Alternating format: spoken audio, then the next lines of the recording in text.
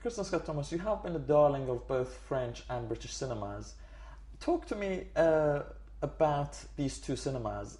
How are they different from each other? Which one do you prefer, if you can say that? Well, I don't really have a preference for either, in that the style of actually working, the style of the atmosphere on a film set is very different.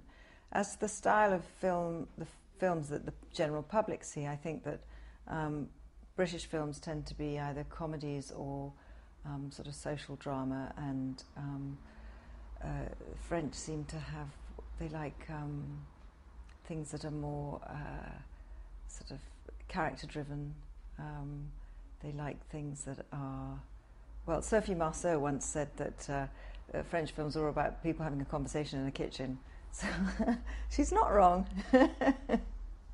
But yeah, there is a different style to French films, even though I think one of the main characteristics is the fact that French films cater to a French-speaking audience, and that are starting to be exported and have more success overseas. But we don't have, in France, we don't have that kind of slavish attitude towards the American market or things like that.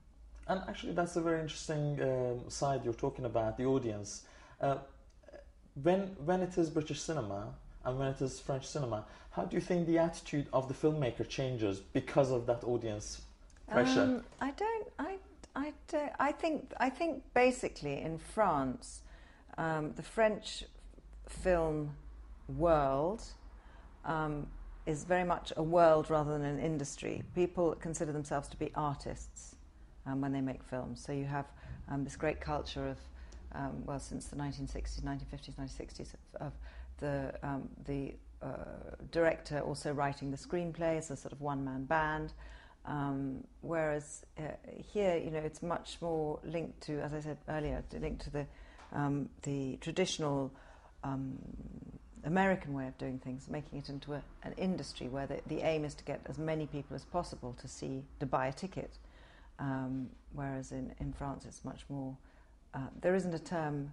There used to be a term called film d'art et d'essai, which means testing and art or something, or trial and art, or experimental. I don't think people use that term anymore. I think that one's been dropped.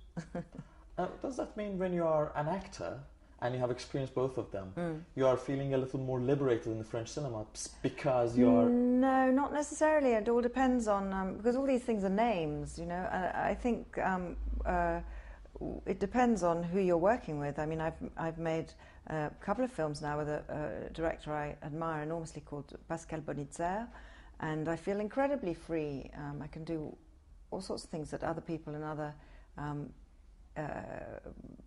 whether they're in England or in America or in wherever, it just depends on the director you're working for.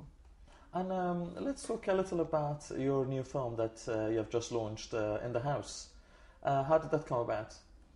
Well, François Ozon, I've been an admirer of François' work for quite some time, and we kept meeting each other and saying, you know, we must work together, and these things never happen. But then one day the script arrived and I liked it, but I wasn't available, and so they had to wait, and it was all complicated. But it was quite wonderful working with him, and this discovery of...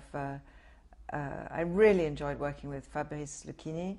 I think we have a really great sort of connection on screen. It's very interesting. You have said before that sometimes you read the script and you sort of feel that, oh, I want to be there. Yeah. In your fabulous career, how many times has that happened? Probably about 4 times. Yeah, not very many. Those things when you think, I am the only person in the world who can play that part, are quite few and far between. And most of the time you're trying to reassure the director that he didn't make a mistake. No, it's quite rare to discover one of those roles that are written that are just, you know, you go to sleep thinking about it, think I've got to play that part. And which ones were they for you? Well, there was The English Patient. That was very important to me. There was Fiona in 4 Weddings and a Funeral.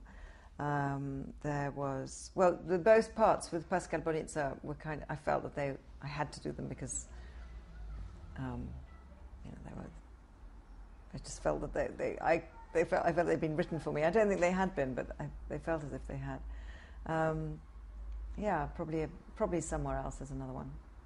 But then sometimes you have the most amazing surprises when you discover that even if you're just miles away from the character, the director will direct you in a way that makes it actually work really, really well. I've just done this film with Nicholas Winding Refn, the Danish director, which is so far from... I mean, when he asked me to do it, I thought he had gone mad. Why do you want me to play that part? But because he's a very, very, very interesting director, I was willing to take the risk, and so was he. And I think the result is quite exciting. You are in the process of acting on stage at the moment. In a minute. In a minute. And you've always talked about the differences of stage and cinema. Can you tell me a little about that? Wow, well, a little, no, because once I open that door, it could go on for hours. No, the main difference, I suppose, is well, there are so many differences. The main difference is the rehearsal period. You have a rehearsal period where you really learn what the whole play means. So you have much more confidence in who your character is than you do on a film. Where very often on a film you arrive one day, you meet everybody, and then you're off. You know, it's sort of this crazy.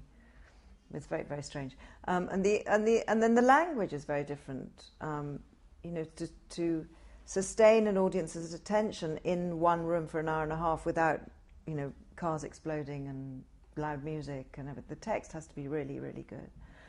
So that's something that I enjoy. At the moment I'm doing Harold Pinter, and I've done Harold Pinter before, and I love working on a Harold Pinter play. I love that. And then also there's the independence of just being, you know, you're on stage and no one can stop you. You can do what you like.